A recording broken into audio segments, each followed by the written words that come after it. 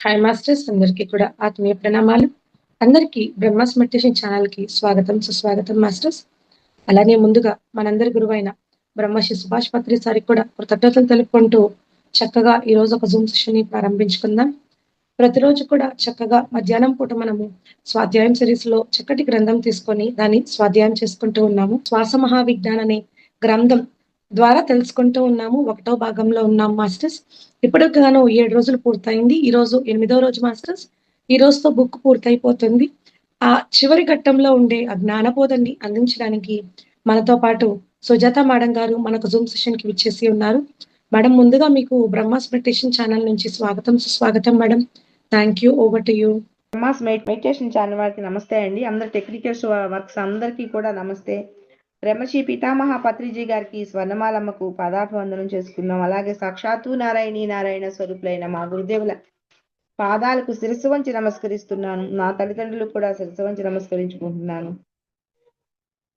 ఇంత మహాజ్ఞానాన్ని అందిస్తున్న సమర్థ సద్గురు వేదపీఠంలో ఉన్నటువంటి ప్రతి ఒక్క గురువుకి కూడా శిరస్సు వంచి నమస్కరిద్దామండి. అలాగే నేటి స్వాధ్యాయంలోకి వెళ్ళిపోదాం. మరి నిన్న గాయత్రి మంత్రం యొక్క గొప్పతనం చెబుతున్నారండి. చిన్నదైనా సరే గాయత్రి సాధన చేసి చూడండి. రోజులు ఏమి చేయక్కర్లా, సంవత్సరాలు తరబడి ఏం చేయక్కర్లా. మంత్రం ఇది చిన్నదైతే కావచ్చు, గాయత్రి సాధన చాలా గొప్ప ఉపయోగము, అనేక రెట్లు ఫలితాన్ని మీరు పొందుతారు అని చెప్పేసి చెప్పడం జరిగింది. ఇవాళ చదువుతామండి. అనేక మహర్షులు, వేదవ్యాసుడు, మరి వశిష్ఠుడు మొదలైన అనేక మంది ఋషులు దీనిని మంత్రములలోకెల్లా మగుటం వంటిదని చెప్పేసి కొనియాడారంట. చాలా గొప్పది అని చెప్పేసి చెప్తున్నారు. అనేక మంది మహాత్ములు దీన్ని సర్వరోగ నివారిణి, సర్వపాపహరిణి అని కూడా తెలియజేశారంట. ఇటీవల దూరదర్శన్లో ఓ డాక్యుమెంటరీ చిత్రం ద్వారా అనేక దేశాల్లో విదేశీయులు అనేక మంది గాయత్రి మంత్రాన్ని సామూహికంగా చేస్తుండటం చూపించారంట.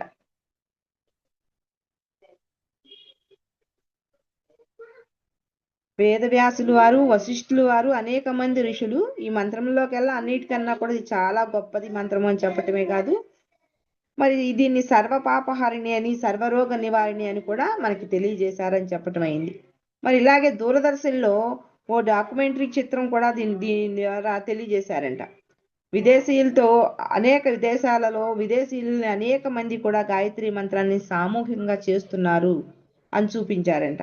ఈ గాయత్రి మంత్రాన్ని ముఖ్యంగా అమెరికాలో అన్ని ఫ్యాక్టరీల్లో కూడా, ఇన్స్టిట్యూట్లో ప్రార్థనాంశంగా మరి ప్రతి ఒక్కరూ ఈ గాయత్రి మంత్రాన్ని తప్పనిసరిగా మరి ఉచ్చరించాలని ఒక రూల్ కూడా పాస్ చేసుకున్నారంటండి వాళ్ళు.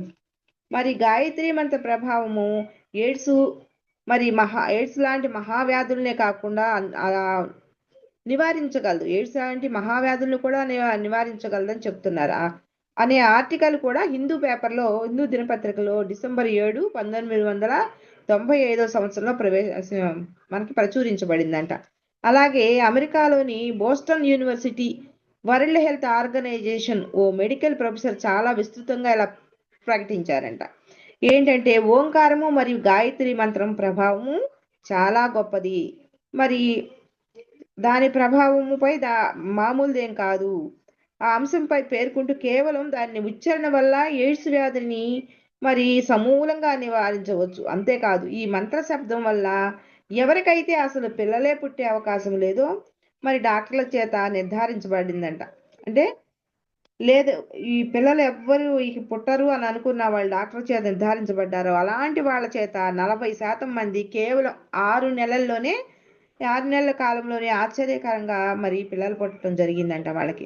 మరి అక్కడ అనేక హాస్పిటల్లో కూడా ఈ మెడికల్ ఇన్స్టిట్యూట్లో ఉన్న గాయత్రి మంత్రాన్ని, ఓంకారాన్ని వాళ్ళకి ప్రాక్టీస్ చేయించారంట. ప్రాక్టీస్ చేయించడంతో 36% మంది మరి తగ్గిందని, అంటే అక్కడికి వచ్చే బిల్లులు 36% బిల్లులు తగ్గిపోయారని. అంటే వాళ్ళు అంతమంది తగ్గిపోయారు ఈ గాయత్రి మంత్రం చదవటం మూలాంచ. మరి మంత్రశబ్దంలో అనేక ప్రయోజనాలు ఉన్నాయి. ఈ యొక్క మంత్రశబ్దం మామూలుది కాదని చెప్పేసి హిందూ పేపర్లో కూడా మనకు ప్రకటించడం జరిగిందంట. మరి ఓ ప్రఖ్యాత విదేశీ జర్నలిస్టు భారతదేశంలో అతను పొందిన ఆధ్యాత్మిక అనుభవాలను కూడా సెర్చ్ ఇన్ సీక్రెట్ ఇండియా అనే గ్రంథంలో కూడా ఈ భారతీయ ఋషుల గురించి చాలా బాగా రాశాడంట, వాళ్ళ విశిష్టత గురించి. మరి ఈ సందర్భంలో మన పూజ్య గురుదేవులు మనకు ఒక శుభవార్త చెప్పారంట. ఆయన ఒక అమృత వాక్కులు చెప్పారు. అవి ఏంటంటే, ఋషులు మునులు యోగులు అనేక మంది చేశారు ఈ గాయత్రి మంత్రం. మరి నేడు మనం ఉచ్చరిస్తున్నటువంటి, ఎప్పటి నుంచో చేస్తున్నారు కదా ఋషులు మునులు, చాలా మంది చేశారు ఈ గాయత్రి మంత్రాన్ని. కానీ ఇప్పుడు మనం ఉచ్చరిస్తున్నటువంటి గాయత్రి మంత్రానికి ప్రభావం ఉన్న తేడా వేరు. అప్పుడు ఋషులు ఉచ్చరించింది వేరు, ఇప్పుడు మనం ఉచ్చరించేది వేరు. ఎట్లాగంటే దాని శక్తి అనేక వేల లక్షల రెట్లు పెరిగిందంట. పెరిగి అలనాడు ప్రాచీన ఋషులు చేసినటువంటి తత్ఫలితం వలన అయితేనేమి, నాశనరహిత శబ్ద ప్రభావం వలన అయితేనేమి, ఆ గాయత్రి మంత్రం అప్పుడు చేసిన దానికి ఇప్పుడు చేసిన దానికి తేడా ఏంటంటే, ఇప్పుడు చేసేదానికి అనేక రెట్లు ఎక్కువ ఫలితాన్ని ఇస్తుంది అనమాట మనకి. అది ఎట్లా ఋషులు చేసింది అయితేనేమి, ఏ ఫలితం అయితే ఏమైంది, అనేక రెట్లు ఫలితాన్ని ఇప్పుడు వస్తుంది ఈ గాయత్రి మంత్రానికి. మరి అంతమంది మహానీయులు ఉచ్చరిస్తున్న ఆ గాయత్రి మంత్ర ప్రభావం నేడు ఊహకందని శక్తివంతమైంది, చాలా శక్తివంతమైంది. ఇప్పుడు కేవలం మంత్రోచ్చారణతోనే మన శ్రద్ధను అనుసరించి అతి సామాన్యులకు కూడా ఆశ్చర్య ఫలితాలు అందిస్తుంది. ఉన్న రహస్యం ఇది అని అంటున్నారు. అంటే ఇది మన శ్రద్ధ ఎంత బాగుంటే దాని మీద మనసు పెట్టి ఏకాగ్రతతో చేయగలగాలన్నమాట. మన శ్రద్ధను బట్టి అద్భుతమైన ఫలితాలను ఇస్తాయి అని చెప్పేసి చెబుతున్నారు. ఈ మంత్రోచ్చారణ చాలా గొప్పది అని చెబుతున్నారు. మరి కేవలం మన భాగ్యవశమున లభ్యమయ్యే ఆ అపూర్వ అవకాశాలని, అంటే మరి కుల మత జాతి లింగ వయోభేదములు చూసుకోకుండా సర్వులు గాయత్రి ఉచ్చరించి సకల ప్రయోజనాలను పొందవచ్చు అనటంలో సందేహమే లేదు అంటున్నారు. మరి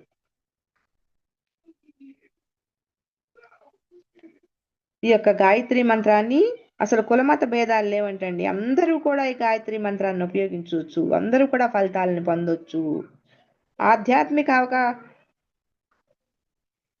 వారు అటు ఆధ్యాత్మిక అవకాశాలే కాక అన్ని రకాల భౌతిక ప్రయోజనాలకు ఉపయోగించే ఈ గాయత్రి మంత్రానికి ఒక్కొక్క బీజాక్షరము జోడించి ఉచ్చరిస్తే మరెన్నో ఆశ్చర్యకర ఫలితాలను, మరెన్నో అద్భుతాలను చూడగలము.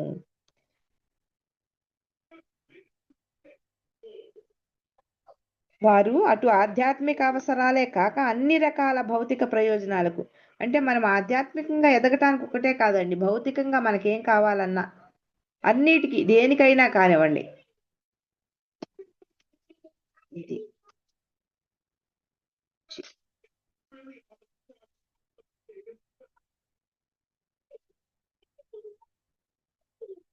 చాలా ప్రయోజనాలు పొందవచ్చు, దీంట్లో అసలు సందేహమే లేదు అంటున్నారు.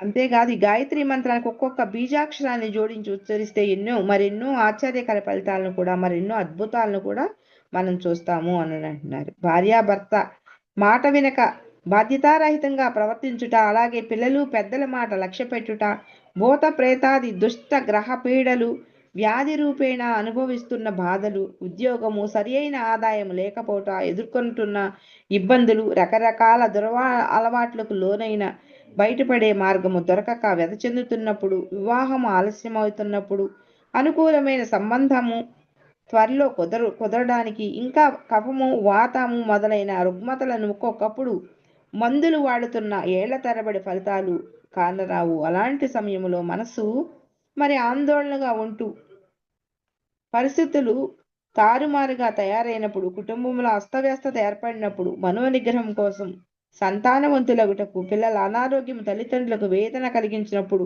స్త్రీలకు సంబంధించిన అనేక రుగ్మతలకు, జీర్ణశక్తి లోపం వల్ల గ్యాస్ట్రిక్ ట్రబుల్, గ్యాస్ట్రిక్ అల్సర్కు సంబంధించిన వ్యాధుల నివారణకు, మరి తేళ్లు పాములు జర్రులు మొదలైన విషక్రిముల నిర్మూలన కొరకు, పిల్లల బుద్ధిని అద్భుత స్థాయికి పెంచుటకు, మరి రాజకీయ సఫలతకు, మరి పై ఉద్యోగుల బెడద నివారణకు, చూడండి ఎన్ని ఉపయోగాలు ఉన్నాయో. మన జీవితంలో మనకి ఎదురైన ప్రతి ఒక్క సమస్యకి మనకి భయం వేస్తుంది, గాయత్రి చేసుకోవచ్చు అన్నమాట. మరి పిల్లల మాట వింటలేదు, గాయత్రి చేసుకోవచ్చు అన్నమాట. అంటే శ్రద్ధతో భక్తితో చేసిన గాయత్రి మంత్రము అత్యద్భుతమైన ఫలితాలని మనం పొందవచ్చు. మన శ్రద్ధ ముఖ్యం అన్నమాట ఇక్కడ. మరి ఇవన్నీ కూడా ఎంత అద్భుతంగా వివాహం జరగడానికి ఏంటి, వివాహాలు చాలా మందికి కుదరవు కదా, ఆలస్యం అవుతున్నాయి అని అన్నా, మరి అనుకూలమైన సంబంధం కుదరట్లేదు అని అన్నా, మరి లేదా మన ఒంట్లో ఎన్నో రకాలుగా వ్యాధులు ఉంటాయి, ఆ వ్యాధులకు కానివ్వండి, ఫ్యాక్టరీలకు కానివ్వండి, ఉద్యోగాలకు కానివ్వండి, లేదా పై ఉద్యోగస్తుల వల్ల నేను ఇబ్బందులు పడుతున్నానన్నా, లేదా అధికారులు అనుకూలంగా లేరు, ఇంటర్వ్యూలో సరైనది రావాలి నాకు, లేదా దారిద్ర్యం పోవాలి, లేదా అప్పుల బాధలు పోగొట్టుకోవాలి, శత్రువులు ఉన్నారు నాకు, లేదా హిస్టీరియా మొదలైన వ్యాధులు ఉన్న వాళ్ళు, ఇతరులు ఎవరైనా ఇతరులతో ప్రభావం, పక్కన వాళ్ళతో ఎంతసేపు ఇబ్బంది, పక్కింటి వాళ్ళతోనో ఎవరో ఒకరితో ఇబ్బంది పడుతున్న వాళ్ళైనా ఈ గాయత్రి మంత్రం చేసుకుంటూ ఎంతో ఉపయోగపడుతుంది. ఇక్కడ బీజాక్షరం వినియోగాన్ని ఎలా చేయాలో కూడా ఉదాహరణలు ఇచ్చారు. ఈ గాయత్రి మంత్రము ఎలాంటి వాటికైనా కూడా చేసుకోవచ్చు అంటండి.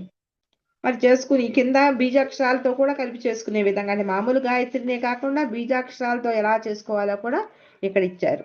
మరి శీతాకాలం కఫం వల్ల జలుబు, దగ్గు లాంటి ఎన్ని ఇబ్బందులున్నా దానిని సంబంధించినట్టు వ్యాధి తీవ్రత ఏ స్థాయిలో ఉన్నట్టుకి ఐం అను బీజాక్షరము ఆశ్చర్యకరమైన ఫలితాలను ఇస్తుంది. ఈ ఐం బీజమును గాయత్రి మంత్రానికి చేర్చి 24 సార్లు జపించిన మన శ్రద్ధను అనుసరించి మరి సత్ఫలితాలు కలుగుతాయి. చూడండి ఎంత అద్భుతంగా చెప్తున్నారు ఇక్కడ.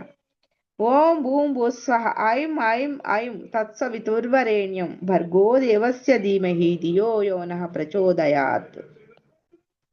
ఈ ఐం ఐం అనేది మధ్యలో చేర్చారండి ఇక్కడ.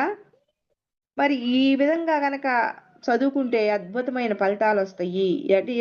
ఇది ఎవరు చదవాలంటే శీతాకాలం కఫము, జలుబు, దగ్గు ఇబ్బందులు పడుతూ ఉంటారు కదా, మరి కఫం సంబంధిత వ్యాధితో ఇబ్బందులు పడుతూ ఉంటారు. వీళ్ళు గనక ఈ ఐం ఐం అనేది మధ్యలో చేర్చి చదివితే అద్భుతమైన ఫలితాలని, మన శ్రద్ధ దీనికి ముఖ్యము. ఎంత శ్రద్ధ ఉంటే అంత మంచి ఫలితాన్ని మనం పొందుతాం. ఈ మంత్రం జపిస్తూ ఆకుపచ్చని వస్త్రములు ధరించిన గాయత్రి మాత వృషభ వాహిని అయి తన ఎదుట రోగ నిర్మూలనకై చిరునవ్వుతో ఉన్నట్టు భావన చేస్తూ ఉండాలి. ముందు మన భావన ముఖ్యమండి. ఆధ్యాత్మికతలో మన భావన చాలా చాలా అవసరం. ముందు అది మన భావన ఎంత బాగుంటే ఫలితం అంత బాగుంటుంది అనమాట. అట్లాగే ఇక్కడ ఈ మంత్రం జపిస్తూ ఆకుపచ్చ రంగు వస్త్రమును ధరించిన గాయత్రి మాత వృషభ వాహిని అయి మన ఎదుట ఉన్నట్టుగా, మరి మన ఎదురుగా రోగ నిర్మూలనకై చిరునవ్వుతో ఉన్నట్టుగా భావన చేస్తూ ఉండాలంట. వ్యాధి తీవ్రతను బట్టి జప సంఖ్య పెంచుకోవచ్చును. మరి పైన వివరించిన ప్రత్యేక ప్రయోజనాల కొరకు బీజాక్షరాలను ఉచ్చరించు విధానము తెలియగోరు వారు ఎవరికైనా ఈ బీజాక్షరాలతో మేము చేసుకోవాలండి, మేము ఈ ఇబ్బంది పడుతున్నాము అని ఎవరికైనా మీకు కావాలి, మేము చేసుకోవాలి అని అనుకుంటే మరి సమర్థ సద్గురు వేదపీఠం వాళ్ళకి ఫోన్ చేస్తే మీరు మీ ఇబ్బంది ఏంటో తెలుసుకుని మీకు ఎలాంటి మంత్రం ఇవ్వాలి అనేది వాళ్ళు ఇస్తారంట. మరి ఫోన్ ద్వారా అడిగితే మేము మీకు మా చిరునామాకి పంపండి, వ్రాసి ఫోన్ ద్వారా అయినా లేదా లెటర్ రాసినా కూడా ఈ తెనాలి వేదపీఠంలో ఉన్నటువంటి గురువులు మనకి ఈ యొక్క మంత్రాన్ని ఇవ్వటం జరుగుద్ది అనమాట. అన్ని దుఃఖములకు కారణము అజ్ఞానము. ఈ మనకు అజ్ఞానంగా ఉండటమే మనకు అన్ని దుఃఖాలకి కారణం. అసక్తతాభావము. ఈ మూడింటిని ఎవరెవరు ఎంతెంత నిర్మించుకోగలరు అంతంత సుఖములను పొందుతూ సమర్థుడై వెలుగొందగలరు. ఈ దుఃఖాలకు కారణం ఏంటయ్యా అంటే అజ్ఞానము, అసక్తత, అభావము. మరి ఈ మూడు కూడా మనకి, ఈ మూడింటిని కూడా ఎవరెవరు ఎంతెంతగా మనం ఒక్కొక్కళ్ళము మనకి ఈ అజ్ఞానాన్ని తొలగించుకుని అసక్తతని, నాకు చేత కాదు, నేను చేయలేకపోతున్నాను, అట్లా కాదు, నేను చెయ్యగలను అనే శక్తితో, నాకు ఉంది శక్తి అనే భావంతో, మరి ఆ భావం అన్నిటినీ పొరపాటుగా మనం ఆలోచించేస్తున్నాం. అవన్నీ కూడా నిర్మూలించేసుకుని ఒక్కొక్కటిగా అంతంత సుఖాన్ని అయితే మనం పొందుతూ సమర్థుడైన వెలుగొందగలరు. వీరు ఇవన్నీ నిర్మూలించుకున్నప్పుడు చక్కగా సమర్థతను పొందగలరు అంటున్నారు. అజ్ఞానం వలన ఏర్పడు దుఃఖము జ్ఞానం అనే సరస్వతి శక్తి చే రూపుమాపుకోవచ్చును. మనం అజ్ఞానం వల్ల ఏర్పడింది అనుకోండి దుఃఖము, ఈ జ్ఞానం అనే సరస్వతి చే మనం శక్తిని రూపుమాపుకోవచ్చు అని అంటున్నారు. మరి అభావం అనగా లేమి. ఈ లేమిని లక్ష్మీ శక్తి చే తీర్చుకొనవచ్చును. కాళీ శక్తి కొరకు క్లీం బీజము, లక్ష్మీ శక్తి కొరకు శ్రీం బీజము. ఈ మూడు శక్తుల కలయికే త్రిశక్తి, అదియే ఆదిశక్తి. అట్టి మహత్తర శక్తియే గాయత్రి. అందుకే మంత్రము 3 పదములుగా దర్శనమిస్తుంది. తత్సవితుర్వరేణ్యం భర్గో దేవస్య ధీమహి ధియో యో నః ప్రచోదయాత్. అట్టి అమోఘప్రదమైన మంత్రమును శ్వాసించడం తెలిసిన ప్రతి ఒక్కరూ జపించి తీరాలని, ప్రతి ఒక్కరూ ఆ మహామంత్ర ఆవశ్యకతను గుర్తించవలనని అనేక మంది ఋషులు నొక్కి చెప్తున్నారంటండి. చాలా ఈ అమోఘప్రదమైంది మంత్రము. అందరూ కూడా శ్వాసించడం తెలిసిన ప్రతి ఒక్కళ్ళు కూడా ఈ మంత్రాన్ని జపించవచ్చు అని చెప్తున్నారు. మరి పరమ పూజ్య గురుదేవులు పండిత శ్రీ రామ శర్మ ఆచార్య తమ ఆఫ్రికా పర్యటనలో ఈ గాయత్రి మంత్రమును అక్కడి నిగ్రోలకు నేర్పారంట. ముఖ్యంగా అక్కడి స్త్రీలు అనేక మంది గురువు గారి దగ్గర గాయత్రి మంత్ర దీక్ష తీసుకున్నారు. నిగ్రోలు అంటే చూడండి వాళ్ళు. మరి అలాంటి వాళ్ళే తీసుకున్నారంటే మరి విదేశీయులే తీసుకున్నారు. అక్కడి కొందరు నిగ్రో స్త్రీలు ఓం భూభస్వహ అని అనడం చేత కాలేదట. అప్పుడు అమృతమూర్తులు దయామయులైన గురువులు ఓం అనైనా అనండి, అది కూడా సంపూర్ణ మంత్రమే అని తెలియజేస్తూ వారి చేత ఓంకారమును పలికించారంట అక్కడ నిగ్రో స్త్రీలతో. మరి స్త్రీలు సైతం నిరభ్యంతరంగా గాయత్రిని ప్రతినిత్యము చేయవచ్చని, మనలో మరి అవిరళమైన శ్రద్ధ ఉంటే చాలునని, విధి విధానాలతో పనే లేదని బాహాటంగా తెలియజేశారు. శ్రద్ధుంటే చాలు, స్త్రీలైనా కూడా దీన్ని చేయొచ్చు అంటున్నారు. ఉదాహరణకు వాల్మీకి విధి తెలియక మరా అని జపించి బ్రహ్మతో సమానుడైనాడు. మరి రత్నాకరుడుగా ఉన్న రామునికి వాల్మీకి ఏమీ తెలియదు. అప్పుడు రామ అంటం కూడా రాలేదు. అంటే మరా అంటూ ఎంత అద్భుతంగా ఆయన తయారయ్యాడు, బ్రహ్మతో సమానంగా తయారయ్యాడు అని స్పష్టపరిచారంట గురువుగారు. కొందరు వారితో మేము మంత్రోచ్చారణ సరిగా చేయించలేకపోతున్నాం గురుదేవా, మాకు నోరు తిరగటం లేదు, ఏమైనా ప్రమాదం కలుగుతుందా అని అడిగారంట. అలాంటిదేమీ జరగదు. మంత్రము తప్పు చదివినంత మాత్రాన అదేమీ ప్రాణములు తీయదు, ప్రమాదము జరగదు అని చెప్తున్నారు. ఈయనండి మరి చక్కగా ఎంత గురువుగారు ఎంత ధైర్యం ఇస్తున్నారో మనకి. అదేమి మంత్రము తప్పు చదివినా ఇదేమి కాదు, చదివినంత మాత్రం అదేం ప్రాణాలు తీయదు, ప్రమాదం ఏమి లేదు అని చెప్తున్నారు. అక్షరాలు తప్పు వస్తే రానివ్వండి, మీరెన్ని పొరపాట్లు చేసినా చూసుకోవడానికి నేనున్నాను కదా, నా బాధ్యత, ఆ బాధ్యత నాది, మరి భయపడవలసిన పని లేదు అని గురుదేవులు ధైర్యం చెప్పిన సంఘటనలు కోకొల్లలు. ఎన్నోసార్లు చెప్పారంట. మీరు మంత్రం తప్పు వచ్చింది అనుకోండి, నేనున్నాను చూసుకుంటాకి, మీరు చదవండి, అదేమొద్దు, ఏం చెయ్యవు అని చెప్తున్నారు. కనుక ప్రియమైన ఆత్మీయులారా, మనం ఈ మానవ జీవితాన్ని ఋషులు ఆశించినట్లు సార్థకం చేసుకోవడానికి సకల సమర్థ సద్గురువుల ఆశీర్వాదముకై నిరంతరము ప్రయత్నిస్తూ అట్టి గురువైన శ్వాసను గమనించుకుని పూర్తి ప్రయత్నం చేయాలి, ఇష్టతతో ప్రయత్నం చేయాలి. ఇక్కడ గురువులు చూడండి, మన మానవ జీవితాన్ని, ఈ మానవ జీవితాన్ని మనకి ఋషులు ఆశించారు. వాళ్ళు గురువులందరూ కూడా ఆశిస్తున్నారు మనం అందరం కూడా ఉన్నత స్థాయికి వెళ్ళాలి అని చెప్పేసి. ఈ సమర్థ సద్గురువులు ఆశీర్వాదంకై వాళ్ళు ఆశీర్వదిస్తానికి సిద్ధంగా ఉన్నారు. వాళ్ళందరూ మనమందరం కూడా ప్రయత్నిద్దాము. గురువులకు గురువైన మన శ్వాసని మరి గమనిద్దాము, పూర్తి ఇష్టతతో ప్రయత్నిద్దాము. ఇష్టంగా ఏదో కూర్చున్నామంటే కూర్చున్నా కాదు, ఇష్టంగా ప్రేమతో కూర్చోవాలి. ఆ శ్వాసను గమనించేటప్పుడు చాలా చాలా ఇష్టంగా మన మీద నేను అద్భుతమైన నాలో ఉన్నటువంటి ఆ నిధుల్ని బయటికి తీస్తున్నాను, నేను అద్భుతంగా తయారవుతున్నాను అన్న ఒక ఆలోచనతో కూర్చోవాలి. మరి ఈ క్షణం నుంచే మనము మన శ్వాసను, నిశ్వాసలను, పిల్లవాడు పరిసరాలను ఎలా నిశ్శబ్దంగా గమనిస్తుంటాడో అలాగే మనం కూడా మౌనం పాటిస్తూ శ్వాసను గమనించాలి.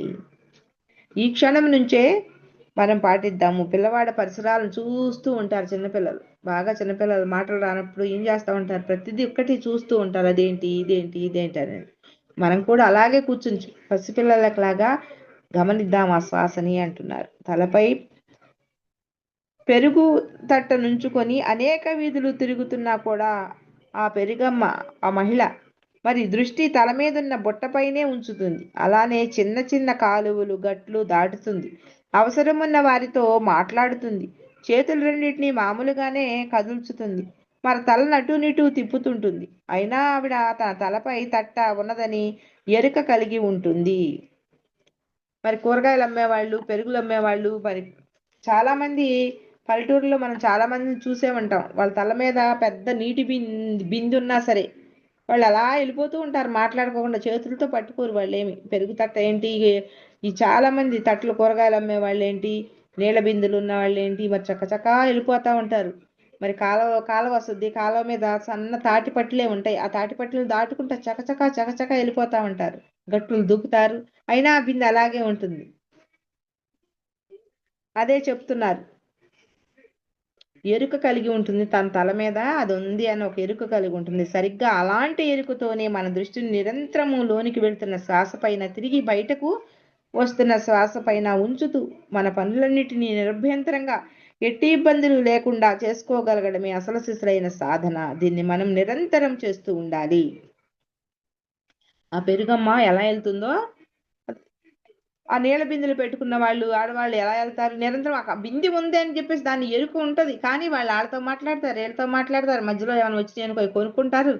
ఇటు ఇవ్వమ్మా అని చెప్పేసి కింద కూర్చుని అమ్మ ఇటు ఇవ్వమ్మా అని చెప్పేసి అవి చేత్తో పట్టుకుంటారు.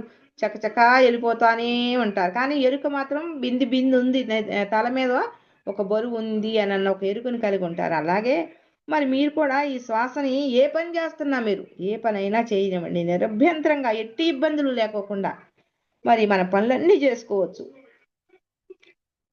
అసలు సిసలైన సాధన ఇదేను. దీన్ని మనం నిరంతరం చేసుకోగలగాలి అంటున్నారు.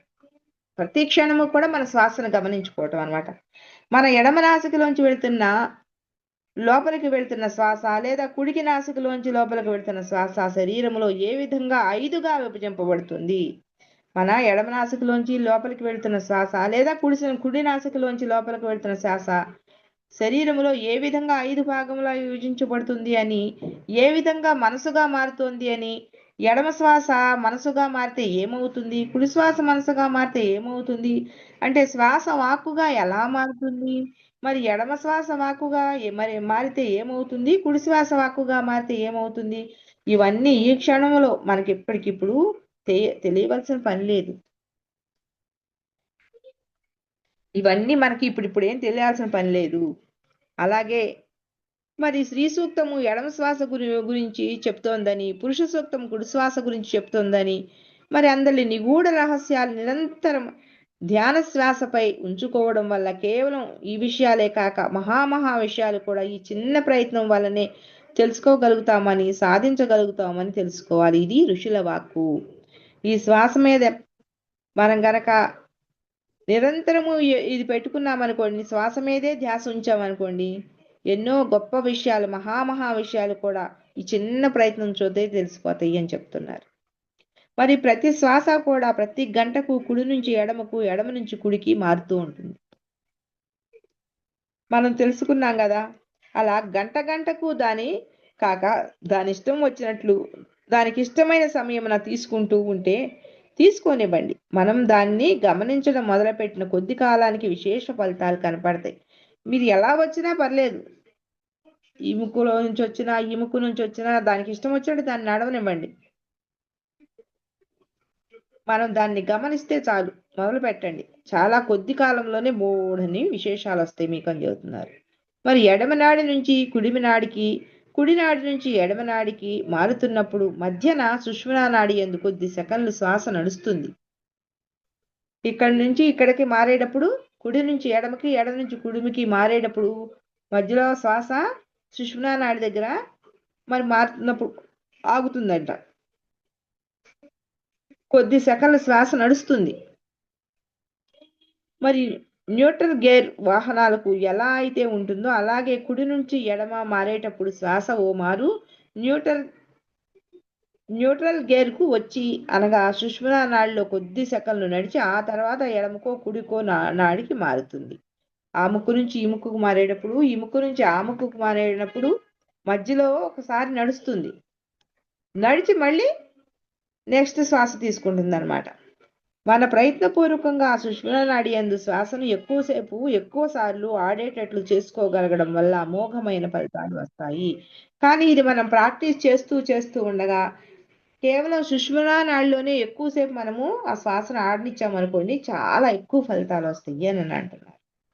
ఈ సుషుమ్నా నాడి ద్వారా మన శ్వాస ఎక్కువసేపు జరుగుతున్నట్లుగా భావన చేయటం వల్ల కూడా మంచి ఫలితాలు వస్తాయి. ఈ సుషుమ్నా నాడి ద్వారా శ్వాస ఎక్కువసేపు జరుగుతున్నట్లు మనం భావన చేసామనుకోండి అప్పుడు ఫలితాలు బాగా వస్తాయి అని చెప్తున్నారు. ఋషులు అందించిన రహస్య సూత్రమైన యద్భావం తద్భతిని అనుసరించి మనం మన శ్వాసతో పాటు భావన చేసుకుంటుండాలి. మనకి శ్రీకృష్ణ వారు కూడా చెప్పారు కదా, యద్భావం తద్భవతి. మనం ఏ విధంగా భావన చేస్తే అదే జరుగుతుంది అని చెప్పేసి. మరి శ్వాసతో మనం భావన చేసుకుంటూ ఏ విధంగా భావన చేసుకుంటామో ఆ విధమైంది కరెక్ట్ గా మనకు జరుగుద్ది. అందుకని వాళ్ళు సుషుమ్నా నాడిలో కూడా జరుగుతుంది అని భావన చేయండి అని అంటున్నారు. మరి తీరిక వేళల్లో ఎడం వైపు నడుస్తుందో గమనించుకొని ఆ రెండు వైపులకు మార్చుకోవడానికి ఇంతకు ముందు చెప్పినట్లు ఏ వైపు శ్వాస ఆడుతుందో ఆ వైపు తిరిగి పడుకున్నా కానీ లేదా ఆ వైపు చేతి కింద చంకకు దగ్గరగా ఒత్తిడి కలిగించినా కానీ నాడి మారుతుంది. చేతి కింద మరి చంక దగ్గర కొంచెం ఒత్తిడి కలిగించామనుకో అప్పుడు కూడా నాడులు మారుతాయి అంట. లేకపోతే ఇంతకు ముందు చెప్పారు కదా, కుడివైపుకి తిరిగి పడుకోవటం ఎడం వైపుకి తిరిగి పడుకోవటం అని చెప్పేసి అట్లా కూడా ఆ విధంగా కూడా మనం మార్చుకోవచ్చు అని చెప్తున్నారు.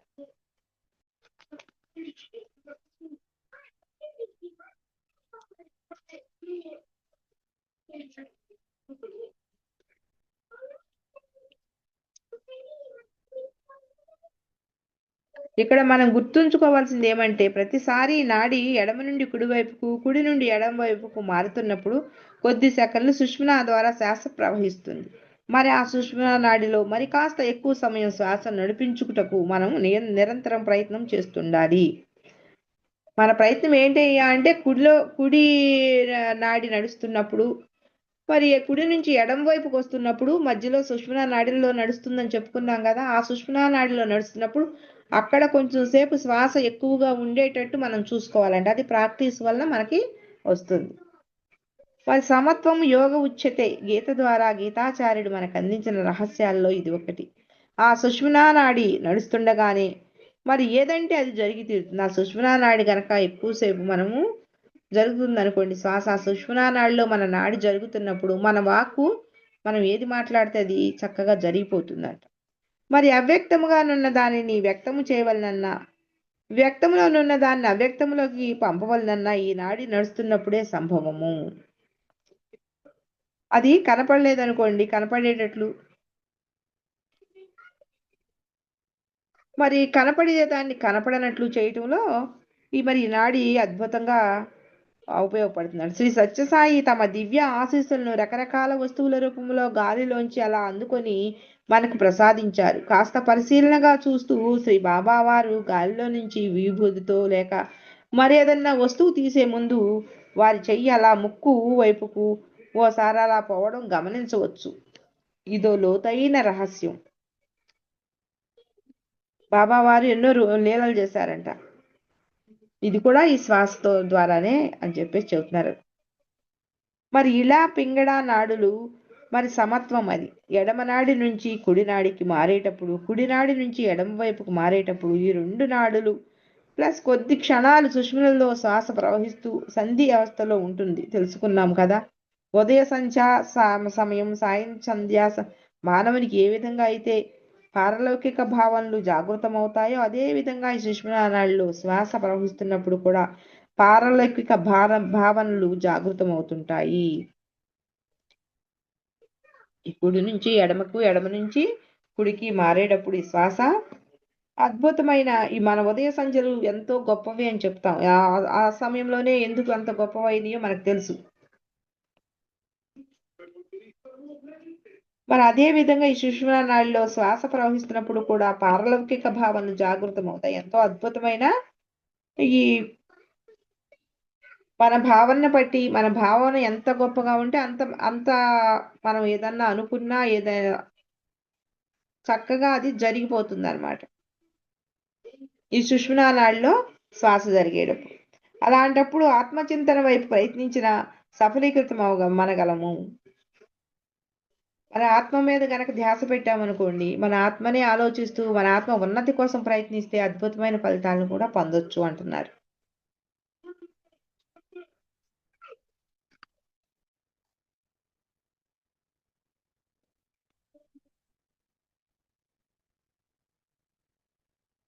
మరి అలాంటప్పుడు ఆత్మచింతన వైపు ప్రయత్నించిన సఫలీకృతం అనగలము. కానీ అతి సూక్ష్మమైన ఈ నాడీ ప్రవాహము కొద్దిసేపే నడుస్తుందట. మరి ఇది సూక్ష్మమైన నాడి కదా, అందుకని ఈ ప్రవాహం చాలా కొంచెం సేపే నడుస్తుండటం వల్ల మనం అంతగా పట్టించుకోము దీన్ని అంటున్నారు. కానీ ఈ స్థితి పట్ల మనం నిరంతరము ధ్యానం ఉంచి అదే ధ్యాసతో ఉండగలిగితే ఉన్నత స్థితిని చేరుకోగలము. చాలా తక్కువ టైము నడుస్తుంది ఇది. మనము దాన్ని చాలా సెన్సిటివ్ కదా, కాబట్టి చాలా సూక్ష్మంగా మనం గ్రహించాలి దాన్ని. ఆ సూక్ష్మంగా గ్రహించినప్పుడు ఈ పరిస్థితి గనక మనం నిరంతరము ఆ శ్వాస ఎలా నడుస్తుందన్న ధ్యాసలో ఉన్నాం అనుకోండి, ఆటోమేటిక్గా మనకు తెలిసిపోద్ది. అప్పుడు మనం పట్టుకోగలము, ఆ స్థితికి మనం చేరుకోగలము. భౌతిక విషయాలకి ఈ స్థితి ఉపయుక్తం కాదు. అంటే ఏదైనా ముఖ్యమైన పనులు కానీ ప్రయాణములు కానీ ఈ సుషుమ్నా నాడి నడుస్తుండగా ప్రారంభిస్తే తరచూ విఘ్నాలు ఏర్పడుతూ ఉంటాయి. ఈ సుషుమ్నా నాడి అంటే భౌతిక విషయాలు ఏదైనా బయటికి వెళ్ళేటప్పుడు ఈ నాడి సుషుమ్నా నాడి నడుస్తూ ఉండగా గనక మనం చేసామనుకోండి, అవన్నీ విఘ్నాలు ఏర్పడతాయి. అది మంచిది కాదంటున్నారు. ఆ కార్యక్రమాల పరిణామం మంచిగా ఉండక అనేక చిక్కులు సమస్యలు కలిగిస్తాయి అంటున్నారు. మరి ఆ సుషుమ్నా నాడి నడుస్తున్న సమయంలో ఇచ్చిన శాపాలు కానీ వరదానాలు కానీ ఎక్కువగా ఫలిస్తాయి అంటండి. ఆ సుషుమ్నా నాడిలో ఉన్నప్పుడు మనం శాపం పెట్టినా ఫలిసిద్దంట, మరి ఎవరికైనా వరం ఇచ్చినా ఫలిసిద్దంట. వీలైనంత మౌనం పాటించడం ఉత్తమము అంటున్నారు. మరి శ్వాస మహావిజ్ఞానమును సంపూర్ణంగా తెలిసిన మన ప్రాచీన ఋషులు నిత్యము తమ వెంట ఓ దండము ఉంచుకునేవారు. మరి శ్వాస విజ్ఞానాన్ని చాలా మంది మనకి తెలుసు, దండము చెంబు ఉండేవి వాళ్ళ దగ్గర. ఆ ఋషులు అలా ఉంచుకునే వాళ్ళు కొయ్యతో చేయబడిన దండము కుడి చేతికి సంఖ కింద ఉంచుకొని ఒత్తిడి చేసుకునేవారంట. అలా చేయడం వలన శ్వాస ఎడం వైపుకు మారేదంట. ఎడం వైపు కావాలనుకోండి కుడి వైపుకు మార్చుకుంటా ఉండేవాళ్ళంట. మరి ఎడమనాడి జపధ్యానం వలన మిక్కిలి అనుకూలము. అలా వారు తమ దండమును ఉపయోగించి స్వరమును ఎటువైపు కావాలో అట్లా మార్చుకుంటా వాళ్ళకు అనుకూలమైన పరిస్థితులు మార్చుకునేటా ఉండేవాళ్ళంట. అట్లా ఎన్నో ఫలితాలను పొందేవాళ్ళంట. అందుకే ఈ శ్వాస విజ్ఞానాన్ని సర్వశాస్త్ర సమన్వయముగా, సర్వజ్ఞాన శిరోమణిగా, సూక్ష్మాతి సూక్ష్మమైన వైజ్ఞానికమైన తత్వజ్ఞానముగా ఋషీశ్వరులు కొనియాడారు అంటున్నారు. అందుకనే వాళ్ళు ఋషులు అలా చేసేవాళ్ళు కాబట్టి ఎన్నో అద్భుతాలను చూశారు, ఎన్నో ఫలితాలను వాళ్ళు పొందారు. అలా చేసుకునే వాళ్ళు కాబట్టి శ్వాస మహావిజ్ఞానం సర్వశాస్త్రమని, మరి సమన్వయముగా, సర్వజ్ఞాన శిరోమణిగా, సూక్ష్మాతి సూక్ష్మమైన వైజ్ఞానిక తత్వజ్ఞానంగా కూడా ఋషులు మునులు మన గురువులు అందరూ కూడా చెప్పారంట. మరి ప్రతి శ్వాస ప్రతిరోజు ప్రతి వారికి ఉదయం సరిగ్గా 6 గంటలకు మొదలై మూలాధార చక్రం నందు మొదలవుద్దంట. 600 సార్లు నడుస్తుందంట మూలాధార చక్రంలో. సరిగ్గా 6 గంటలప్పుడు ధ్యానానికి ఉత్తమమైన సమయం అని చెప్పారు. మరి శ్వాస మూలాధారములో 600 సార్లు పూర్తి చేసుకుని స్వాధిష్టానంలోకి చేరుతుందంట. మూలాధారంలో 600 పూర్తి చేసుకుని స్వాధిష్టానంలోకి చేరుతుందంట. మరి అక్కడ 6,000 సార్లు నడిచి తర్వాత ఆ పైనున్న మణిపూరక చక్రానికి మరి ఒక 6,000 సార్లు నడుస్తుంది. ఈ మూలాధారంలో 600 సార్లు అయిపోయిన తర్వాత స్వాధిష్టానంలో 6,000 సార్లు నడుస్తుందంటండి. ఆ స్వాధిష్టానంలో 6,000 సార్లు శ్వాస పూర్తి చేసుకుని మళ్ళీ మణిపూరక చక్రం ముందు 6,000 సార్లు నడుస్తుందంట. తర్వాత దానికంటే పైన అనాహక చక్రంలోకి వెళ్ళి మళ్ళీ 6,000 సార్లు నడుస్తుందంట అక్కడ కూడా శ్వాస. మరి దాని ద్వారా ఆ పైన ఉన్న విశుద్ధ చక్రంలో 1000 సార్లు, ఆ పైన ఆజ్ఞయందు 1000 సార్లు, మరి ఆ తర్వాత సహస్రారం యందు 1000 సార్లు శ్వాస తిరుగుతూ ఉంటుంది. ఇలా రోజుకి నాకు మొత్తానికి 21,000 శ్వాస, 21,600 శ్వాసలు మరి పూర్తి చేసుకుంటుందంట. మరి నిమిషానికి సుమారు 15 సార్లుగా లెక్కిస్తే ఏ వేళలందు ఏ స్థానంలో శ్వాస తీసుకుంటుందో తెలుసుకోవచ్చంట. మరి ఈ శ్వాస విశుద్ధ యందు 1000 సార్లు, ఆజ్ఞయందు 1000 సార్లు, సహస్రమందు మరి ఒక 1000 సార్లు తిరుగుతుంటుందని తెలుసుకున్నాం కదా. ఇలా రోజులోని 24 గంటల కాలంలో అర్ధరాత్రి దాటిన వేళలో ఈ 3 చక్రాల్లో శ్వాస తిరుగుతుంటుంది. ఆ వేళ యందు చేసేటి సాధనలు కానీ జపాలు కానీ 1000 రెట్లు ఫలితాలనిస్తాయి. అంటే మన శ్వాస ఆ టైంలో చక్క సహస్రార మందు మరి జరుగుద్ది, ఆజ్ఞనందు జరుగుద్ది, లేదా మరి ఇట్లా వీటిల్లో ఎప్పుడైతే జరుగుతుందో అప్పుడు మంచి ఫలితాలు కూడా బాగుంటాయి అని చెప్తున్నారు. మరి ఈ సూత్రము అనుసరించే రాత్రి వేళలందు జపధ్యానములు చేసుకోవడానికి ప్రాచీన ఋషులు మనకి నవరాత్రి సాధనలు అందించారు. ఈ శ్వాసలు అలా పైన మన పై చక్రాల మీద అలా వెయ్యి తిరుగుతుంది కాబట్టే మనకి ఈ సాధనలు రాత్రిపూట చేసుకుంటే మంచిది, శ్వాస అక్కడ జరిగేటప్పుడు చేసుకుంటే మంచిదని నవరాత్రులు అని అందించారంట మనకి. జపధాన్యాలన్నీ మంచివి చేసుకోవడానికి ప్రాచీన ఋషులు మనకి నవరాత్రి సాధనలని అందించారు అంటున్నారు. అంటే ఏటేటా గణపతి నవరాత్రులని, దసరా నవరాత్రులని, గాయత్రి నవరాత్రులని మనకు అందించారు కదా. నేడు వాటి యొక్క ప్రాధాన్యతే కాకుండా శ్వాస యొక్క రహస్యాన్ని కూడా మనం పూర్తిగా మర్చిపోయాం. ఆ రాత్రి టైంలో ఆ నవరాత్రులు అనేది మనకు అందించారు కాబట్టి ఆ రాత్రుల టైంలో ఆ శ్వాస కనుక తీసుకున్నాం అనుకోండి చక్కగా మంచి ఫలితాలు పొందవచ్చు అని అన్న ఉద్దేశంతోనే అవి అందించారు మనకి. మరి వాటినే కాదు, మనం వాటి యొక్క ప్రాధాన్యతే కాకుండా శ్వాస యొక్క రహస్యాన్ని కూడా మనం పూర్తిగా మర్చిపోయాం అంటున్నారు. మనము రోజుకు తీసుకునే 21,600 శ్వాసని రెట్టింపు చేస్తే వచ్చే సంఖ్య 43,200 అంట. మరి ఆ సంఖ్యకు కొన్ని సున్నాలు చేర్చి కలియుగ ప్రమాణంగా చెప్పారు. దానికి రెట్టింపు సంవత్సరములు త్రేతాయుగంగా, దానికి రెట్టింపు ద్వాపర యుగంగా, దానికి రెట్టింపు కృతాయుగంగా చెప్పారని కూడా మనం మర్చిపోయాము.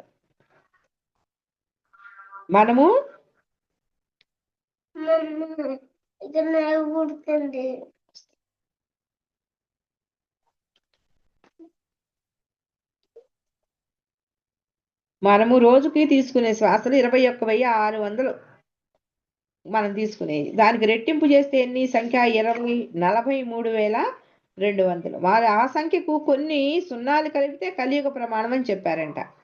మరి దానికి రెట్టింపు చేస్తే సంవత్సరానికి త్రేతాయుగానికి యుగంగా, దానికి రెట్టింపు ద్వాపర యుగంగా, దానికి రెట్టింపు కృతాయుగంగా చెప్పారని కూడా మనం మర్చిపోయాము అని అంటున్నారు. మన శ్వాస మన ప్రమేయం లేకుండానే రకరకాలుగా మార్పు చెందుతుంది. కోపంగా ఉన్నప్పుడు ఒకలాగా ఉంటుంది, ఈర్ష్యగా ఉన్నప్పుడు ఒకలాగా ఉంటుంది, అలాగే అసూయ వేళల్లో ద్వేషపూరితంగా ఉన్నప్పుడు, మరి భయభ్రాంతులమై ఉన్నప్పుడు, మరి కామోద్రేకములో ఏ పనిలోనైనా తీక్షణంగా దృష్టి ఉంచినప్పుడు, తదేకంగా ఏదైనా ఓ వస్తువునైనా ఏదైనా సన్నివేశం కానీ చూస్తున్నప్పుడు, వింటున్నప్పుడు, ఇలా రకరకాల సమయాల్లో ఈ శ్వాస రకరకాలుగా మారుతూ ఉంటుంది. ఈ విషయాన్ని కూడా మనం గమనించడం లేదు. ఏమీ గమనించట్లేదు. మనం కోపంగా ఉన్నప్పుడు ఏంటి ఒకలాగా, అన్నిటికీ అన్ని రకరకాలుగా మారుతుంటుందని చెప్తున్నారు మహాత్ములు తెలియజేస్తున్నట్టు. మరి భృకుటి మధ్యన మనసు యొక్క స్థానం కాబట్టి భూమధ్యములో దృష్టిని కేంద్రీకరిస్తే మనము పరిపరి విధాల పరిగెత్తకుండా ఉంటుంది మనసు. మనం గనక మన భూమధ్యలో ఈ బొట్టు పెట్టుకునే స్థానం నందు మనసును గనక కేంద్రీకరించామనుకోండి, ఎటు పరిగెత్తుకోకుండా, చాటు ఇటు పరిగెత్తుకోకుండా ఉంటుంది అంటున్నారు. మనసు యొక్క స్థానములో దృష్టి నుంచి దాన్నే గమనిస్తుంటే క్రమేపీ అది ఆగిపోతుంది. మన మనసు నిరంతరం కనుక ఇక్కడ పెట్టుకుని దాన్నే గమనిస్తూ ఉండామనుకోండి, మనసును దాన్ని కట్టేయొచ్చు అని చెప్తున్నారు. అది ఆగిపోతుంది అంటున్నారు. ఇంతకు ముందు మనం తెలుసుకున్నట్టు పాము పుట్టలోనో పాము తనను గమనిస్తున్నట్లు గ్రహిస్తే ఎలా అయితే బయటకు రాకుండా పుట్టలోనే ఉండిపోతుందో, అదే విధంగా మన దృష్టి మనసు యొక్క స్థానంలో కనుబొమ్మల మధ్య ఉంచితే మనసు యొక్క ఆ పరుగు ఆగిపోతుంది. ఇంతకుముందు చెప్పారు కదా, పాము పుట్టలో నుంచి బయటకు వచ్చేటప్పుడు ఎలా అయితే గమనిస్తూ ఉంటుందో అట్లా ఆ విధంగా మనం కూడా గమనిస్తూ ఉండండి అని చెప్పారు కదా, అదే చెప్తున్నారు ఇక్కడ.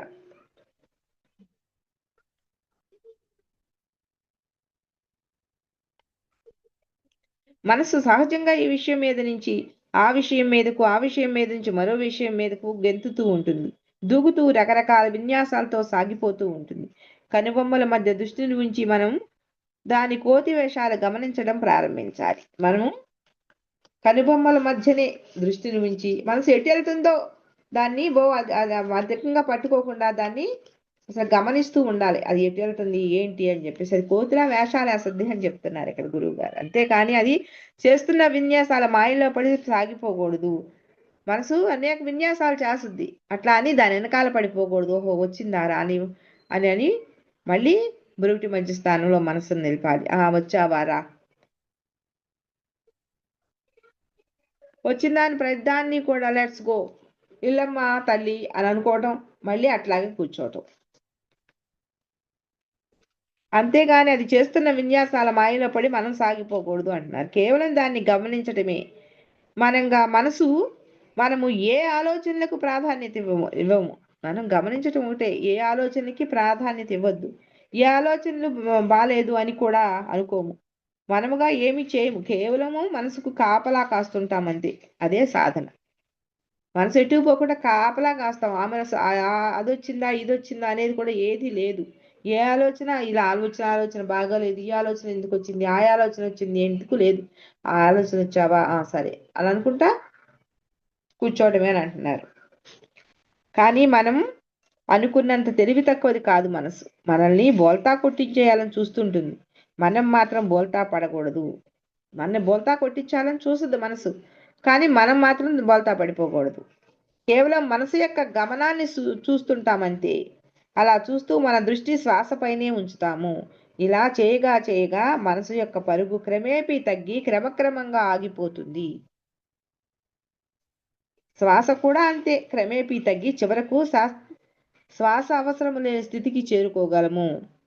ఆ స్థితి చేరుకోవడానికి సంవత్సరాలు ఏమి పట్టవు. పట్టుదలతో, శ్రద్ధతో, ఇష్టంతో సాధకుడు నిరంతరం తీవ్రంగా ప్రయత్నిస్తుంటే కేవలం కొద్ది నెలలే చాలు అంటున్నారు గురువులు.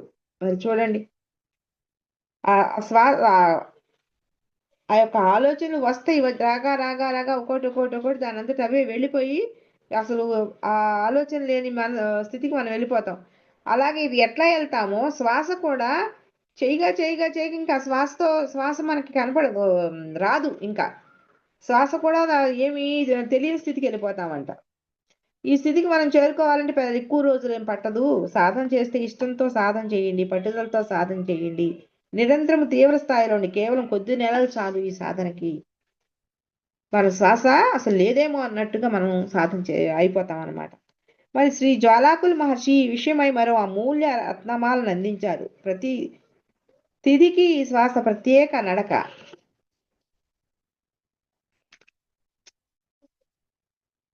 ననుసరిస్తుంటుంది. ప్రత్యేకించి అమావాస్య, పౌర్ణమి తిథులు మనబోటి సాధకులకు అత్యంత అనుకూల ప్రదమైనవి. జ్వాలాకుల మహర్షి ఈ సాధనకి ఒకటి అందించారంట. అదేంటంటే ప్రత్యేకించి అమావాస్య, పౌర్ణమి తిథులు మనకి ఇలాంటి ధ్యానం చేసుకునే వాళ్ళకి ఎంతో ఉపయోగము అని చెప్తున్నారు. అందుకనే మరి పత్రిజీ గారు కూడా అమావాస్యలు ధ్యానాలు ఉపయోగించుకోండి, పౌర్ణమి ధ్యానాలు ఉపయోగించుకోండి అని చెప్పేది. మరి శ్రీ జ్వాలాకుల మహర్షి పౌర్ణమి ధ్యానం అను అద్భుత వ్యాస విధానాన్ని మరి మనకు అందించారంట. వ్యాస కాదండి, ధ్యాన విధానాన్ని మనకు అందించారు. మరి పౌర్ణమికి 2 రోజులు ముందు, పౌర్ణమి నాడు తర్వాత 2 రోజులు చంద్రుని యొక్క ప్రభావం మనసుపై ఎలా పనిచేస్తుందో అలా మన శ్వాసపై కూడా విశేషంగా వర్షిస్తుంటుంది. పౌర్ణమి తర్వాత 2 రోజులు చంద్రుని యొక్క ప్రభావం మనసుపై చాలా బాగా ఉంటుందంట. అలాగే మన శ్వాస పైన కూడా విశేషం వర్షిస్తూ ఉంటుంది. అదే ప్రభావం మన శ్వాస మీద కూడా ఉంటుందంట. మరి కనుక ఈ 5 రోజులు యథేచ్ఛగా ప్రవహిస్తూ శక్తిధారలను పూర్తి స్థాయిలో మనలో నింపుకోవడం, మరి ఆ యొక్క శక్తిధారని ప్రాది చేసుకోవడం, వినియోగించుకోవడం మనం తప్పకుండా వినియోగించుకోవాలంటున్నారు. పౌర్ణానికి ముందు 2 రోజులు, పౌర్ణానికి తర్వాత 2 రోజులు, పౌర్ణమి రోజు 5 రోజులు కూడా అద్భుతమైన రోజులండి ధ్యానానికి.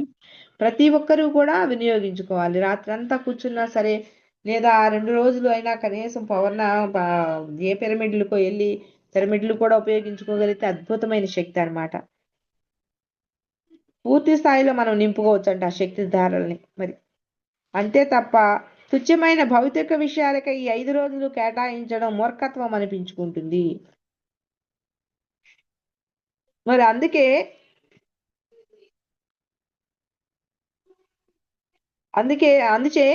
కేవలం ఈ సమయం శ్వాసను గమనించుటకై మాత్రమే కేటాయించాలి. ఏ పిచ్చి పిచ్చి పనులకు ఉపయోగించుకోబాకండి. ఈ రోజులలో కేవలం శ్వాసను ఉపయోగించుకోవటానికే ఉపయోగించుకోండి. ఈ రోజులు పిచ్చి పిచ్చి పనులు ఏం చేసుకోబాకండి అని చెప్తున్నారు. సూర్యాస్తమ సమయాల్లో సుఖాసనంలో కూర్చొని నిదానంగా లోతుగా శ్వాసను పీల్చుకొని కన్నులు మూసుకొని కనుబొమ్మల మధ్యన దృష్టి నుంచి ఓంకారాన్ని ఉచ్చరించాలి. అది చూడండి ఎట్లా చెప్తున్నారు. సూర్యోదయ సమయాల్లో చక్కగా కూర్చుని లోతుగా శ్వాసను పీల్చుకుని కన్నులు మూసుకుని కనుబొమ్మల మధ్య దృష్టిని నిలిపి ఓంకారాన్ని ఉచ్చరించుకోండి, అద్భుతమైన ఫలితాలు పొందుతారు అంటున్నారు. మరి ఇక్కడ ఇంకొక విషయం కూడా చెప్తున్నారు. శ్వాసను బయటకు వదులుతున్నప్పుడు ఓం అంటూ ఉచ్చారణ పైకి ఉచ్చరిస్తూ మన కంఠ ద్వారా వస్తున్న ఓంకారనాదాన్ని చివరి వరకు వింటుండాలి. తిరిగి శ్వాసను లోతుగా తీసుకుని మళ్ళా ఓం అంటూ శ్వాస మొత్తం బయటకు వెళ్లే వరకు ఉచ్చరించాలి. ఒకసారి శ్వాస తీసుకుని ఓం అంటూ మొదలు పెట్టాలన్నమాట. అంటే ఈ ఓం పూర్తయ్యేటప్పటికి మన శ్వాస అంతా బయటకు వెళ్ళిపోతుంది. అట్లా చేయమంటున్నారు. ఈ ఉచ్చరిస్తున్నప్పుడు వచ్చిన ఓంకారనాదాన్ని మనసు అటు ఇటు పోనివ్వక ఓంకారాన్ని వినే ధ్యానంలోనే కూర్చోవాలంట. మనసును ఎటు వెళ్ళనివ్వకూడదు. మనం గనక గమనిస్తే ఆ ఓంకార నాదంతో మన ఒంట్లో కొన్ని మార్పులు జరుగుతూ ఉంటాయి. చక్కగా అవి కూడా గ్రహించవచ్చు. మన బాడీలో చాలా మార్పులు జరుగుతుంటాయి ఆ ఉచ్చారణకి. ఇట్లు సూర్యోదయ సూర్యాస్తమ సమయాల్లో ఈ 5 రోజుల పాటు సాధన చేస్తే విశేష ఫలితాలను త్వరితగతిన చేకూరగలవని తెలియజేయడం. ఇవి విడి రోజుల్లోనే కాకుండా 5 రోజులు చేసినా కూడా, అంటే అన్ని రోజులు చేస్తే మంచిది, ఆ 5 రోజులు చేసినా కూడా అద్భుతమైన ఫలితాలని మీరు పొందుతారు అని చెప్తున్నారు. మనలో దుర్గుణాలు కానీ దురలవాట్లు కానీ కొద్దిపాటి ప్రయత్నంతో పోగొట్టుకోవచ్చు అంట గురుదేవులు తెలుపుతున్నారు. అంటే ఇలాంటి ఈ కొద్దిపాటి పని చేస్తేనే ఈ ఓంకారాన్ని ఉచ్చరణతో మనలో ఉన్న దుర్గుణాలు దురలవాట్లు మనం కొన్ని మానలేము. ఈ ప్రయత్నం చేయండి, అద్భుతంగా మీరు ఫలితాన్ని పొందుతారు, పోగొట్టుకోవచ్చు. ఈ శ్వాస మనం బయటికి వదిలేటప్పుడు మనలో దురలవాట్లన్నీ వెళ్ళిపోతున్నాయి. ఈ శ్వాసను బహిర్గతం అవుతున్నట్టుగా మన నుంచి వెళ్ళిపోతున్నట్టుగా భావించాలి. శ్వాస బయటికి వదిలేసేటప్పుడు భావ తీవ్రత ఎంతగా ఉంటే అంత ఫలితాలు అద్భుతంగా రావడానికి అవకాశం ఉంది.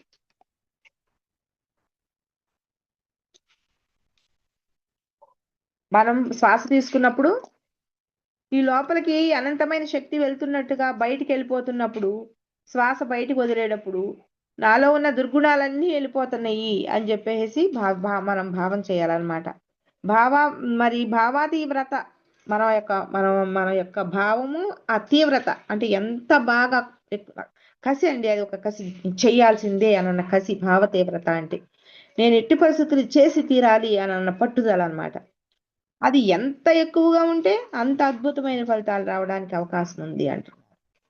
కావున తీవ్రమైన భావనతో మనలోని దుర్గుణాలని దురలవాట్లని బయటికి పోతున్నాయని మంచి ఆలోచనలు మంచి కర్మలు చేసుకోవటం కావాల్సిన అద్భుతమైన ప్రాణశక్తి మన శ్వాస ద్వారా పుష్కలంగా నాలోకి వస్తుందని చక్కగా భావన చేసుకుని యద్భావం తద్భవతి అన్న భావన జరుగుతుంది. అది మన జగద్గురువు గారు శ్రీకృష్ణ పరమాత్మ యద్భావం తద్భవతి చెప్పారు, ఆ మాట చెప్పారు.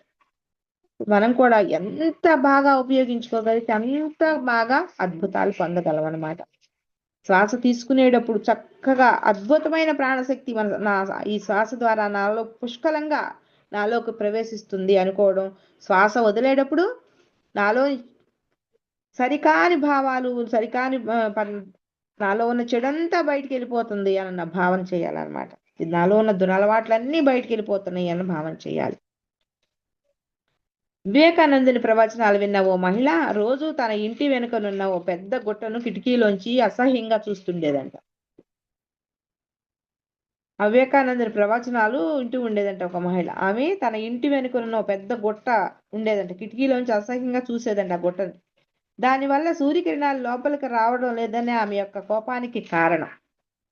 ఆ గుట్ట అక్కడ ఉంటే వాళ్ళ ఇంట్లోకి సూర్యకిరణాలు రావట్లేదంట అని ఆమె భావం అంట, ఆమె అనుకునేదంట. వివేకానందుడు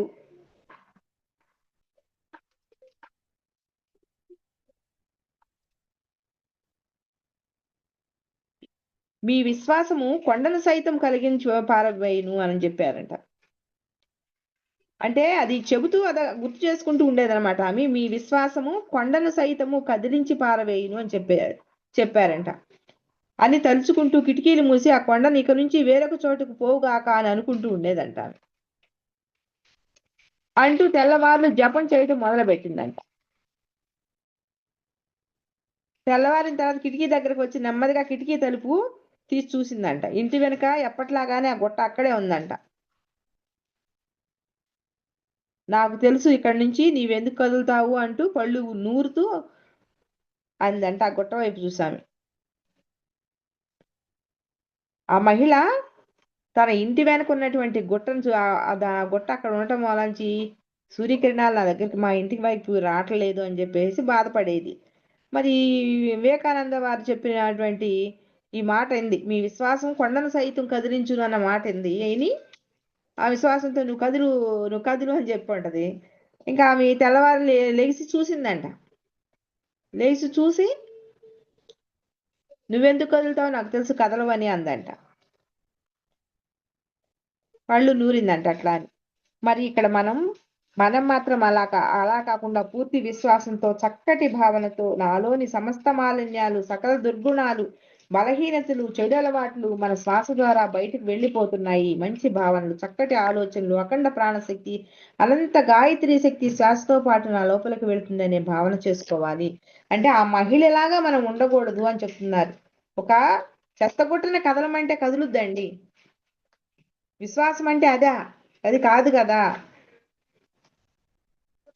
మన విశ్వాసం ఏది, మనం చేసే పనిని బట్టి ఉండాలి. మీరు అలా ఉండబాకండి, ఆ మహిళలాగా ఉండబాకండి. మీ యొక్క శ్వాసని తీసుకునేటప్పుడు చక్కగా నాలోకి అనంతమైన శక్తి వెళ్తుంది, బయటికి వదిలేటప్పుడు నాలో ఉన్న చెడంతా వెళ్ళిపోతుంది. ఈ విధంగా ప్రాక్టీస్ చేయండి అనే భావన చెయ్యండి అని చెప్పేసి చెప్తున్నారు. మన శ్వాస మొట్టమొదట ఎడమ నాసికలోకి ప్రవేశించి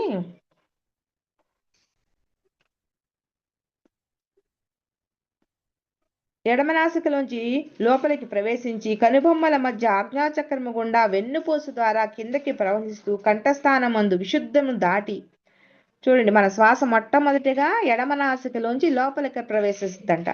మరి కనుబొమ్మల మధ్య ఆజ్ఞాచక్రం గుండా వెన్నుపూస ద్వారా కిందకి ప్రవహిస్తుందంట. అంటే కంఠస్థానమందు విశుద్ధిని దాటుద్దంట. మరి తర్వాత హృదయ స్థానమందున్న అనాహా చక్రాన్ని చేరుతుందంట. మరి అక్కడి నుంచి నాభి వద్దున్న మణిపూరక చక్రాన్ని దాటుద్దంట. మరి ఆ తర్వాత ఏం చేస్తుంది, పొత్తి కడుపు స్థానముందున్న స్వాధిష్టానము మీదుగా మూలాధారాన్ని చేరినట్టును, అది తిరిగి తన తిరుగు ప్రయాణములో మూలాధారం నుంచి పైకి ప్రయాణించి, మరి అంటే ఇప్పటి వరకు పై నుంచి కిందకి చెప్పారు, ఇప్పుడు చెప్తున్నారు చూడండి. మరి మూలాధారం నుంచి పైకి ప్రయాణించి స్వాధిష్టాన, మణిపూరక, అనాహక, విశుద్ధ చక్రాలను దాటి ఆజ్ఞ మీదుగా కుడినాసిక ద్వారా బయటికి వస్తున్నట్టు మరలా తిరిగి వేరొక కొత్త శ్వాస ప్రవేశించి కిందకు ప్రయాణించి మూలాధారాన్ని చేరి, అంటే మన యొక్క శ్వాస మొట్టమొదట ఎడమ నాసికలో నుంచి ప్రవేశిస్తుందని చెప్పేసి ఆజ్ఞాచక్రం గుండా, అంటే మన ఆజ్ఞాచక్రం గుండా వెన్నుపూస ద్వారా కిందకి వస్తున్నట్టుగా మనం భావం చేయాలన్నమాట. మనం తీసుకున్నప్పుడు ఈ ఆజ్ఞాచక్రాన్ని దాటి ఇలా కంఠం నుంచి ఇలా కిందకి వస్తున్నట్టు, ఒక్కొక్క దానికి కిందకి దిగుతున్నట్టు. ఆజ్ఞాలో నుంచి విశుద్ధిలో నుంచి అనాహకలో నుంచి మణిపూరకలో నుంచి స్వాధిష్టానం మూలాధారం చేరుకుంది. మళ్ళీ అక్కడి నుంచి మొదలయ్యి మళ్ళీ ఎట్లా వస్తుంది, మూలాధారం నుంచి బయలుదేరి స్వాధిష్టానం నుంచి మణిపూరకం నుంచి అనాహకం నుంచి మరి విశుద్ధ నుంచి బయటకు అనమాట. ఆజ్ఞా మీదుగా వచ్చి కుడినాసిక ఎడమనాసిక గుండా ఇందాక వెళ్ళింది, ఇప్పుడు కుడినాసిక గుండా వస్తుందన్నమాట. ఇట్లా మరలా తిరిగి కొత్త శ్వాస ప్రవేశించి కిందకు ప్రయాణించి మూలాధారానికి చేరి వెనుకకు తిరిగి వస్తున్నట్లు పూర్తి తన్మయత్వంతో భావన చేస్తూ ఉండాలి. విశ్రాంతిగా ఎక్కువ సార్లు ఆ భావనను చక్కటి ఏకాగ్రతతో చేయడం వల్ల అనూహ్యమైన ఆశ్చర్యకరమైన ఫలితాలను సత్వరమే పొందగలుగుతారు. ఎప్పుడైతే మనము ఈ విధంగా మన శ్వాసని మొట్టమొదట ఎడమ శ్వాస గుండా మనం ఊహించుకుని చక్రాలన్నింటినీ దాటి కిందకెళ్ళి మూలాధారాన్ని తాకి మళ్ళీ ఈ చక్రాలన్నిటిని దాటుకుంటూ కుడి శ్వాస గుండా బయటకు వచ్చింది, మళ్ళీ ఎడమ శ్వాస గుండా లోపలికి వెళ్తుంది, మళ్ళీ మూలాధారాన్ని తాకి మళ్ళీ కుడి శ్వాస గుండా కుడి వైపుగా మళ్ళీ బయటకు వచ్చింది. ఈ విధంగా ఇది ఒక సైకిల్ అండి. లోపలికి వెళ్ళి బయటకు వస్తాం, ఒక సైకిల్ అన్నమాట. ఈ విధంగా మనం భావన చేస్తూ నిరంతరం గనక మనం భావన చేసామనుకోండి, అద్భుతమైన ఫలితాలని మనం పొందవచ్చు అని చెప్తున్నారు. ఇన్ని అద్భుతాలను మనకు అందించే ఈ శ్వాస విజ్ఞానమును ప్రతి ఒక్కరూ కూడా పొందుటకు మరింత సులభోపాయముగా మన ప్రాచీన ఋషులు మనకు అందించి ఉన్నారు. అదే అశ్విని సూక్తము. అశ్విని సూక్తం ద్వారా కూడా మనకి అందించారంట. ఇంత అద్భుతమైన ఈ శ్వాస కేవలం ఈ అశ్విని సూక్తం పారాయణం చేసినంత మాత్రాన శ్వాస విజ్ఞానం సర్వస్వము వారి హస్తగతమవును. ఈ అశ్విని సూక్తాన్ని ఎవరైతే పారాయణం చేస్తారో ఈ శ్వాస మహావిజ్ఞానం మొత్తము కూడా తెలుసుకోగలుగుతారంట. దీనిని ఎవరైతే ప్రతిదినము సూర్యోదయ సూర్యాస్తమయ సమయములందు భక్తితో పారాయణము చేయుదురో వారికి సర్వరోగ నివారణ కలుగుటయే కాక ఉచ్ఛ్వాస నిశ్వాసలు సమత్వమై అమరత్వము సాధించగలరు. ఈ యొక్క అశ్విని సూక్తాన్ని ఎవరైతే ప్రతిరోజు సూర్యోదయ సూర్యాస్తమ సమయాల్లో మరి ఈ కాలమందు భక్తిగా పారాయణ చేస్తారో వాళ్ళకి సర్వరోగ నివారణ కలుగుతుందంట. ఎలాంటి రోగాలు కూడా మరి ఎలాంటి రోగం ఉన్నా కూడా చక్కగా తగ్గిపోద్దంట. ఉచ్ఛ్వాస నిశ్వాసలు కూడా సమంగా అవుతాయి అంట. అమృతం సాధిస్తారు వీళ్ళు అంటున్నారు. మరి ఈ స్తోత్రమును ఎర్రని కాంతి కలిగిన విద్యుత్ బల్బును అమర్చుకొని అట్టి ఎర్రని కాంతిలో పారాయణం చేసినచో త్వరితగతిన అశ్విని దేవతలు అనుగ్రహ ఆశీర్వాదాలు ప్రత్యక్షం కాగలవు. ఓం సత్ సత్. ఈ యొక్క అశ్విని ఎర్రని కాంతి ఎర్రని బలుపును ఒక దాన్ని పెట్టుకుని ఆ ఎర్రని కాంతిలో గనక ఈ అశ్విని సూక్తాన్ని గనక మనము ఈ స్తోత్రాన్ని గనక మనం పారాయణ చేసామనుకోండి, తొందరగా అనుగ్రహం కలుగుతుందంట. అశ్విని దేవతల యొక్క అనుగ్రహం కలుగుతుందంట. మరి అద్భుతమైన ఫలితాలను మీరు పొందగలరు అని చెప్పేసి చెప్తున్నారు. మరి ఇంతటితో ఈ శ్వాస మహావిజ్ఞానం మొదటి భాగం మనం పూర్తి చేసుకున్నామండి. మరి ఇంత అద్భుతమైన మన ఈ శ్వాస మహావిజ్ఞానాన్ని మనకు అందించిన సమర్థ సద్గురు వేదపీఠంలో ఉన్నటువంటి ప్రతి ఒక్క గురువుకి కూడా పాదాభివందనాలు చేసుకున్నామండి. మరి ఇంతటి అవకాశం ఇచ్చినటువంటి మరి బ్రహ్మాస్ మెడిటేషన్ ఛానల్ వాళ్ళందరికీ కూడా నమస్తే. అలాగే మనకి ప్రత్యక్షంగా పరోక్షంగా ఎంతమందో ఆశ్రమ మాస్టర్స్ మనకి ఇక్కడ ఉండి సహాయం చేయబట్టే ఈ జ్ఞానాన్ని మనం నేర్చుకోగలిగాం. వాళ్ళందరికీ కూడా ఆత్మ ప్రణామాలు తెలుపుకుంటూ సెలవు తీసుకుందాం. మరి రెండవ భాగంతో శ్వాస మహావిజ్ఞానంలో రెండవ భాగం రేపటి నుంచి చదువుకుందాం. నమస్తే అండి. Thank you madam. Thank you.